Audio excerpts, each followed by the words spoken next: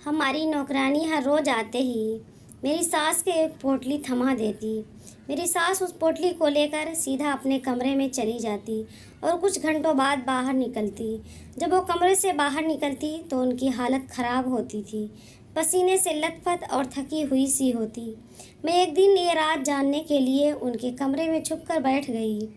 उसके बाद मैंने देखा कि मेरी सास, मेरा नाम गीता है, मेरी शादी रमेश से 2 साल पहले हुई थी।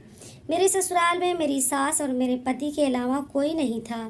मेरे ससुर मेरे पति के बचपन में ही गुजर चुके थे। मेरी सास ने ही मेरे पति का पालन पोषण किया था। मेरी शादी के बाद मेरा पीहर जाना ज़्यादा नहीं हो पाता था, क्योंकि मेरे ससुराल में मेरे अलावा कोई भी नहीं था जो अपनी सास के साथ पूरा दिन बिता सके, क्योंकि मेरे पति सुबह ही ऑफिस चले जाते थे। और जब से मेरी शादी हुई है उसके बाद मेरी सास की थोड़ी तबीयत भी ख़राब रहती थी, जिसकी वजह से उनकी देख रेख करनी पड़ती थी। इसीलिए मैं अपने मायके बहुत कम जाती थी। अगर जब कभी मेरा माँ बाप से मिलने का मन करता तो मुझे रमेश मिलवा कर ले आते थे। ऐसे ही दिन निकलते गए। अब हमारी शादी को पूरे 2 साल हो चुके थे। आज हमारी दूसरी एनिवर्सरी थी, इसीलिए मेरे पति रमेश ने घर में छोटा सा प्रोग्राम रखा। सभी लोगों को इनवाइट किया। आस पड़ोस के पड़ोसी भी आ गए। हम सभी बहुत खुश थे। तभी मैं किचन में खाने वगैरह की तैयारी कर रही थी। तभी अचानक से मेरा पैर फिसलने से मैं किचन में गिर गई और मेरी कमर में चोट लग गई। डॉक्टर ने मुझे बेड रेस्ट बता दिया और कहा कि मुझे किसी भी तरह का भारी भरकम का काम नहीं करना है। अब घर में समस्या आ चुकी थी कि घर का कौन काम करेगा।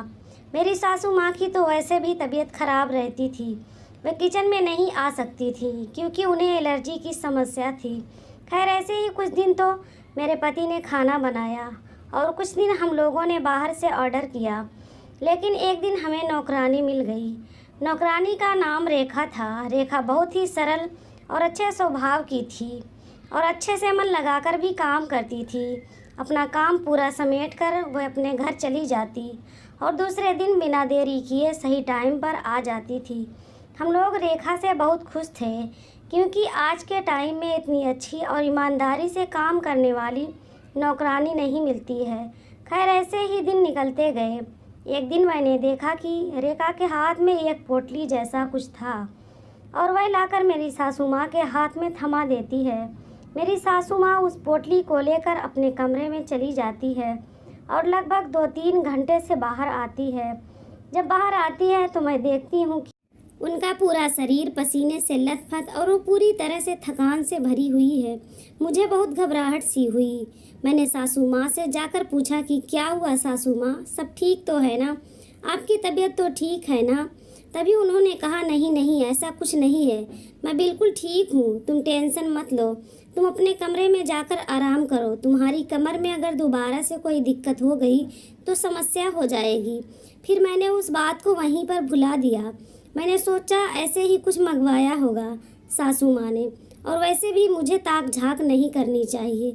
कुछ दिन मैंने इस चीज़ पर गौर नहीं किया, लेकिन अब तो ये रोज़ का काम हो चुका था। रेखा एक पोटली लेकर आती और मेरी सासू माँ को थमा देती और मेरी सासू माँ उस पोटली को लेकर कमरे में चली जाती। लेकिन उस कमरे में जाने के बाद वह ना तो किसी की सुनती थी, ना ही दरवाज़ा खोलती। मैंने कई बार दरवाज़ा खटखटाने की भी कोशिश की थी कि देखा जाए कि सासू माँ करती क्या है, लेकिन अंदर से कोई आवाज़ नहीं आई, ना ही दरवाज़ा खुला। मैंने सारी बातें रमेश को बतानी ज़रूरी समझी। मैं जैसे ही रमेश को बताने गई तो उन्होंने बोला कि ऐसे ही कुछ हो गया होगा, और माँ आजकल ये आयुर्वेदिक दवाइयाँ लेती हैं ना, इसीलिए शायद दवाई ले रही हो, जिसकी वजह से उनकी आँख लग गई हो, इसीलिए वह दरवाज़ा नहीं खोल पाती होंगी। तुम खामखा फिक्र कर रही हो, तुम रेखा से बात कर लेना, वो बता देगी कि वो क्या लाकर देती है माँ को। ऐसे ही रमेश ने मेरी बात को गंभीरता से नहीं लिया। मैंने रमेश की बात मान ली और रेखा से दूसरे दिन पूछा कि तुम माँ जी को क्या ला कर देती हो। रेखा मेरे इस सवाल को सुनकर पहले तो थोड़ा सा घबरा गई, लेकिन फिर उसने देखा ऐसे ही कोई बहाना बनाकर बात को टाल दिया। अब तो मुझे पूरा शक होने लगा था, कुछ तो चल रहा है इन दोनों के बीच। मुझे रेखा पर भी शक होने लगा था कि कहीं ये कुछ गलत तो नहीं कर रही है। खैर, मैंने प्लान बनाया कि ऐसे पूछने से तो मुझे ये लोग बताएंगे नहीं। इसीलिए मैंने सोचा कि कल जब रेखा वो पोटली लाकर सासू माँ को देगी, उससे पहले ही मैं सासू माँ के कमरे में जाकर छुप जाऊंगी। दूसरे दिन जब रेखा के आने का समय हुआ तो मैंने सासू माँ से कहा कि माँ जी, मुझे थोड़ा काम है, इसीलिए मैं बाजार जा रही हूँ। सासू माँ ने कहा, तुम्हारी कमर में दर्द है, तुम बाजार मत जाओ। जब रमेश ऑफिस से आ जाए तो गाड़ी में उसके साथ चले जाना। तभी मैंने सासू माँ से कहा कि वह गाड़ी लेकर नहीं गए हैं आज ऑफिस, इसीलिए गाड़ी घर पर ही है। मैं ड्राइवर के साथ चली जाऊंगी। साथ ही वहाँ पर मेरी माँ भी आई हुई है कुछ काम से, उनसे भी मिलना हो जाएगा।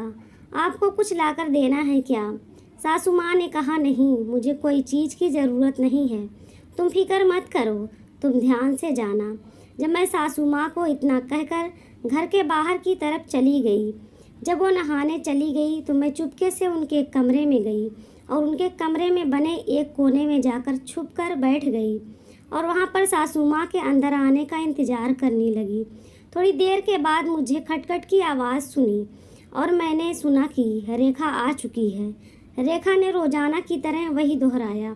उसने सासू माँ को पोटली थमा दी। माँ जी वो पोटली लेकर अंदर कमरे में आ गई। अब तो मेरी उत्तेजना भी बढ़ती जा रही थी कि आखिर हो क्या रहा है, मुझे जानना बहुत ज़रूरी था। इसीलिए मैं वहीं बैठी रही और इंतज़ार करने लगी कि सासू माँ क्या करेंगी। थोड़ी देर बाद सासू माँ कमरे में आई और उन्होंने दरवाज़ा बंद कर लिया और वहीं पर ही ज़मीन पर बैठकर उस पोटली से कुछ भभूत जैसा निकाला और उसको एक ज़मीन पर बिखेर कर हाथ जोड़कर बैठ गई और वहीं पर कुछ मंत्र उच्चारण करने लगी। मुझे कुछ समझ नहीं आ रहा था कि आखिर ये सब हो क्या रहा है। मेरे कुछ देर बर्दाश्त किया, लेकिन फिर मैं एकदम से उस कोने से बाहर आ गई। मुझे अचानक वहाँ देखकर सासू माँ घबरा गई। मैंने सासू माँ को कहा कि क्या हो रहा है माँ जी, आप ये सब क्या कर रही हैं? सासू माँ ने कहा कि तुम मेरी बिना इजाज़त के मेरे कमरे में कैसे आ गई? मैंने सासू माँ से माफ़ी मांगी कि मुझे आना पड़ा। मुझे पता लगाना था कि आप किसी मुसीबत में तो नहीं और आप कहीं कुछ गलत ना कर रही हो। और रेखा पर भी मुझे शक होने लगा था, क्योंकि मैं जब भी इस बारे में उससे सवाल पूछती तो वह घबरा सी जाती थी। इसीलिए मुझे इस कमरे में आना पड़ा। सासू माँ ने मेरा हाथ पकड़ लिया और कहने लगी कि बहू, मुझे गलत मत समझना, मैं तो तुम दोनों का भला ही कर रही थी। दरअसल रेखा एक सिद्ध पुरुष बाबा जी को जानती है जो इसी के मोहल्ले में रहते हैं। वह बहुत ही अच्छी भभूत बनाकर देते हैं, जिसको कमरे में रखकर इसका मंत्र उच्चारण करना पड़ता है, जिससे घर में अला बला नहीं आती। मैं देख रही थी कि जब से तुम्हारी शादी हुई है तब से कभी मेरी तबीयत खराब हो जाती है तो कभी तुम्हारी। इसीलिए मुझे वहम हो गया था कि कहीं हमारे घर पर किसी ने जादू टोना तो नहीं कर दिया है। इसीलिए मैंने रेखा से इस बारे में बात की तो उसने उस सिद्ध बाबा का जिक्र मेरे आगे किया और यह उस सिद्ध बाबा से रोज़ भभूत को लाकर मुझको देती है और मैं उसका मंत्र उच्चारण करती हूँ ताकि हमारे घर में सुख शांति बनी रहे। फिर मैंने मेरी सासू माँ से कहा कि माँ जी, इसमें इतना छुपकर करने वाली क्या बात थी? तो वह कहने लगी कि बेटा, रमेश को अंधविश्वास में बिल्कुल भी भरोसा नहीं है। वह इस चीज़ को कभी नहीं मानता और जब उसे इस बात का पता चलता कि मैं किसी अंधविश्वास में पड़ी हुई हूँ तो वह बहुत आग बबूला हो जाता। उसकी हमेशा से ही आदत थी। इसीलिए मैंने रमेश से छुपकर करने का सोचा और तुम्हें भी इसलिए नहीं बताया कि कहीं ना कहीं तुम रमेश के आगे जिक्र कर देती तो वह पूरे घर को सर पर उठा लेता और मेरे इस पूजा पाठ में विघ्न कर देता। इसीलिए मैंने किसी को नहीं बताया। तो मैंने कहा, माँ जी, आप इस पूजा को करती हैं तो बाहर निकलते वक्त इतनी थकान और ऐसे क्यों हो जाती हैं? तभी वह कहने लगी कि पंखा बंद करके मेरे को ये सब करना पड़ता है, क्योंकि अगर पंखा चालू कर दूँ तो ये भभूत उड़ने लगती है। इसीलिए उस कारण मेरे पसीने आ जाते हैं और लगातार कुछ घंटों तक ऐसे मंत्र उच्चारण करने की वजह से मेरे में थकान आ जाती है। अब सारी बातें मेरे सामने आ चुकी थी। मेरा वहम भी निकल चुका था कि आखिर सासू माँ बंद कमरे में क्या करती हैं। मुझे बुरा लगा कि ऐसे अंधविश्वास में माँ जी क्यों पड़ गई हैं, लेकिन कहीं ये सुकून भी था कि वो जो भी कर रही हैं हम सब की भलाई का सोच कर रही थी, ताकि हमारा घर मुसीबत से बचा रहे। यही सोचते हुए मेरे चेहरे पर मुस्कान आ गई।